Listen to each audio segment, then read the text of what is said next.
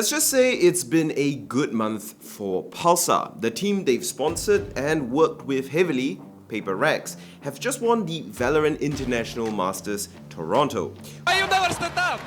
And on the other side of the politically correct gaming coin, aka not politically correct, we have Counter-Strike, where Zywoo, who has just released this mouse right here with Pulsar and was using it, has just won a CS Major. So Pulsar knows a thing or two about esports, and the bets they've taken have paid off. But is this championship winning mouse for you? Now, shape-wise, this thing features a rather unique ergo design. It's got all the hallmarks of an ergo gaming mouse, with a slight tilt rightwards, with a rather high hump and quite a bit of palm support. And it does have a concave left side for resting your thumb. Plus, the whole shape is a little puffy, and the right side is slightly bulbous for some 4th and 5th finger support. But it's not quite the same as many of the other ergos that I've used before, like the Pulsar X Lite, the Lamzu Thorn, or the Zowie EC. That's because this mouse also draws a lot of inspiration from Zywoo's previous daily driver, the VEC Outset AX,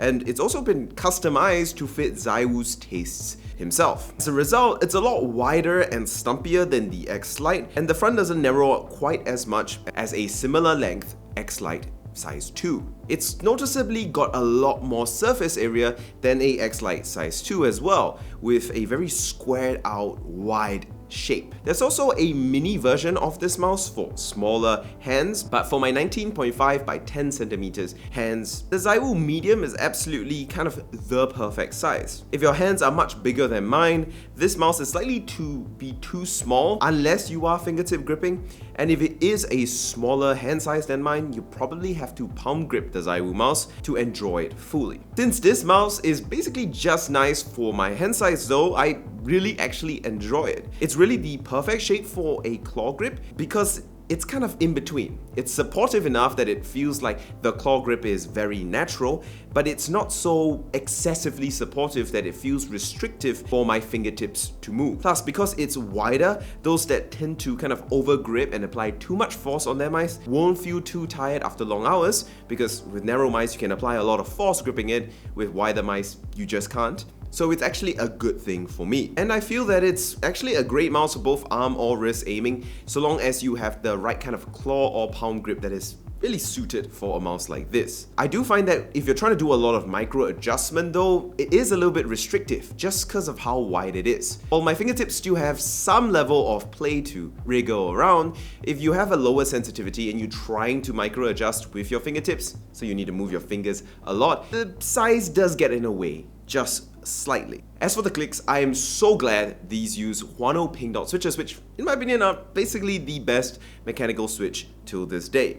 Do note though that these clicks are a little bit light. Now, I personally enjoy light clicks as I find timing my shots a lot easier in flicks with light crisp clicks. However, I do know most people prefer a bit more of a stiffer click, so if you find yourself accidentally bumping into your clicks a lot, then this might not be the mouse for you. However, with every gaming mouse on the market having excessively stiff clicks for my personal tastes, this mouse being very light on the clicks is a nice welcome respite. It helps differentiate the product ever so slightly. The coating of the mouse is actually quite grippy, but when you first take it out of the box, it is quite slippery. But after a bit of use and having my finger oils break down the surface of the mouse a bit, it gets really nice to hold on to, and I personally don't find a need for grip tape. Plus, the shape is very supportive and bulbous, so there's a lot of contact with your hands, so holding onto it isn't hard. And in terms of performance, it's as good as you would expect from any Pulsar gaming mouse, with a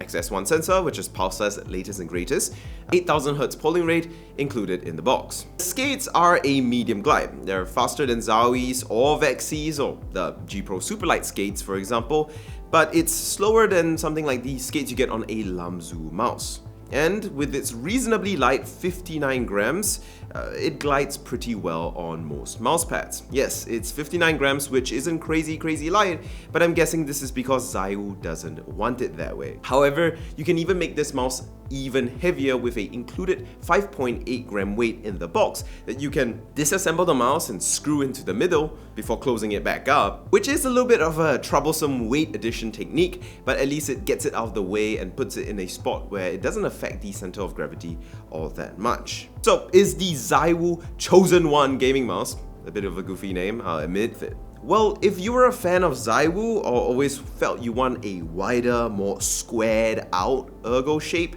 this is an interesting option. It's also available in a smaller mini version, so if your limbs are more petite, that is a possible option too. I personally actually quite like it, and for big flicks, especially in games like Counter-Strike, I find that this shape feels very natural and feels very comfortable, especially with those really light clicks, making it so that it's very easy for me to time my shots, which is one of the hardest things for me. For my hands and my grip, I approve of this mouse.